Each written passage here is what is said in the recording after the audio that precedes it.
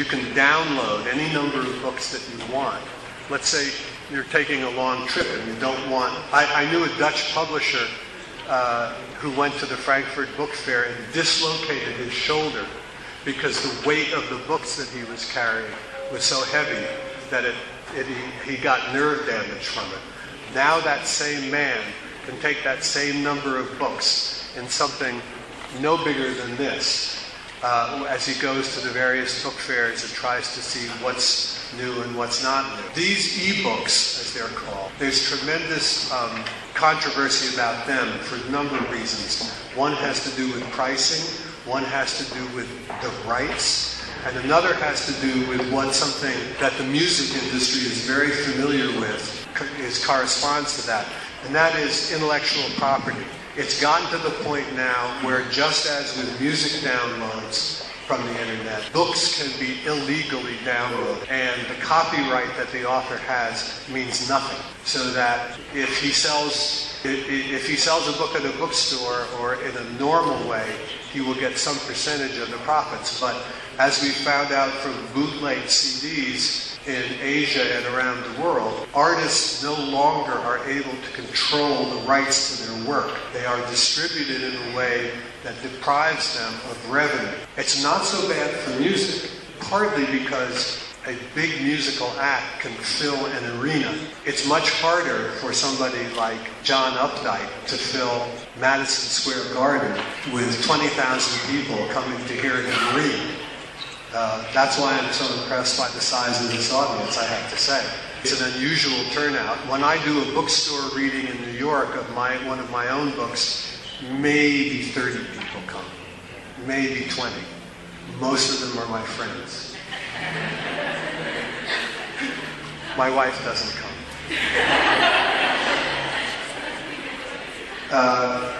But the thing about this, so the internet is a curse and a blessing.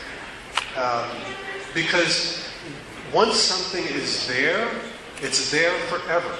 There's no such, when a book sells a few copies and has a little bit of an afterlife, after a while, it's not available anymore. It's out of print. You can't get it. That's not going to happen ever anymore. Nothing will be out of print. It's kind of scary to think that some of the early short stories that I wrote may be available because they're very bad, but they probably will be available. So, in a way, the internet does two things. It explodes culture on the one hand, but it also makes it permanently available. And it means that as you do your research in any field, eventually, when the internet is more available here, you will be able, with the touch of a finger, you probably mostly know this already, to get old texts, mathematics texts, biology textbooks, architecture diagrams, almost anything you want. It's remarkable. But it does mean that the old-fashioned way of having a single national or even international culture is very much in danger.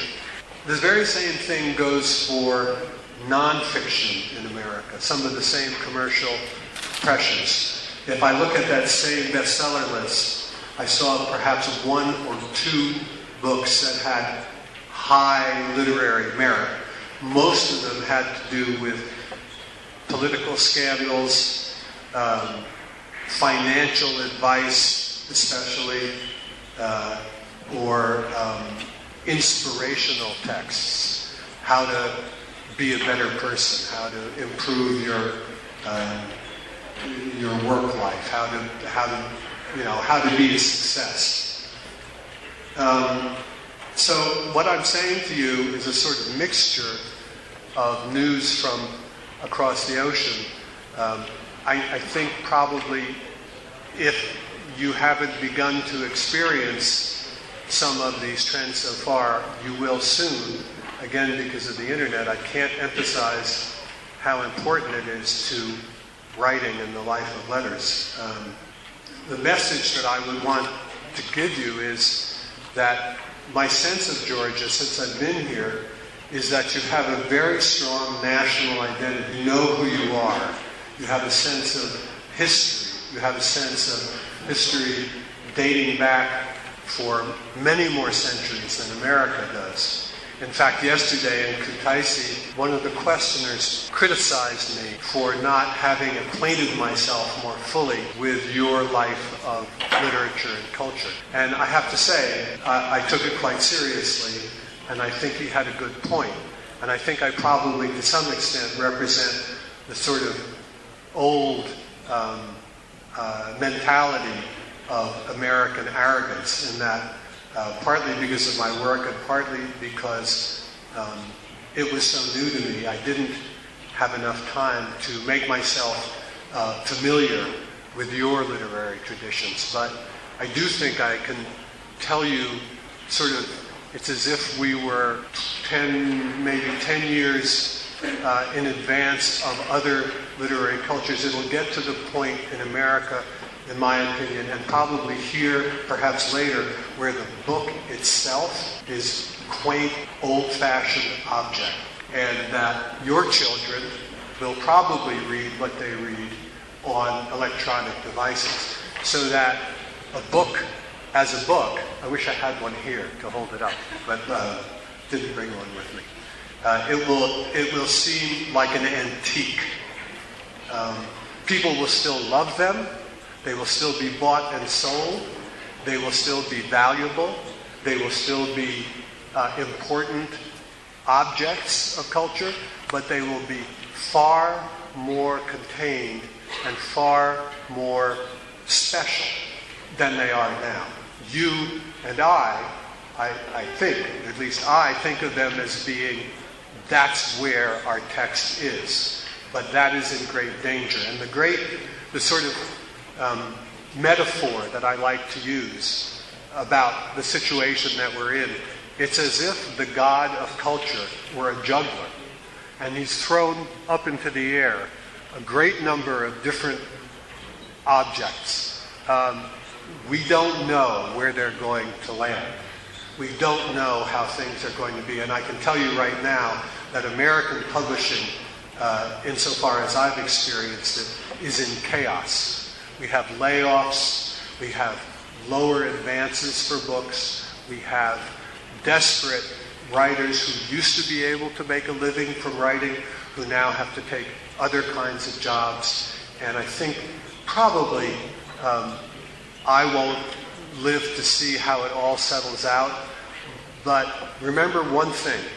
If you were an ancient Egyptian and wrote on papyrus, you would think that that was the way writing was. If you were, even before that, a Babylonian, and you wrote on a stone tablet, that would be what your medium was. If you were in the middle of it, you could not conceive of another way. If you were a monk in a Christian abbey in Georgia doing an illuminated manuscript of the Bible, that would be the medium that you knew. We are, and imagine what happened to those very same monks, the monastic scribes, when Gutenberg came along with the movable type and the printing press. They were out of a job overnight. They no longer, well, I suppose they're still illuminated manuscripts, but it's a great specialty. So we are more or less in the middle of, or possibly near the end of a time when the book, which is really only about 300 or 400 years old, is in some danger of disappearing. Only is it a danger? I'd like to end by saying, when you're in the middle of a phenomenon, first of all, you think it's going to go on forever, but it's not. And secondly, you think it's good, and that the next thing, or a change, especially older people, the next thing or the change is going to be bad. But I'll end by saying sometimes a new thing, often a new thing, isn't automatically a bad thing. Sometimes a new thing is just a new thing.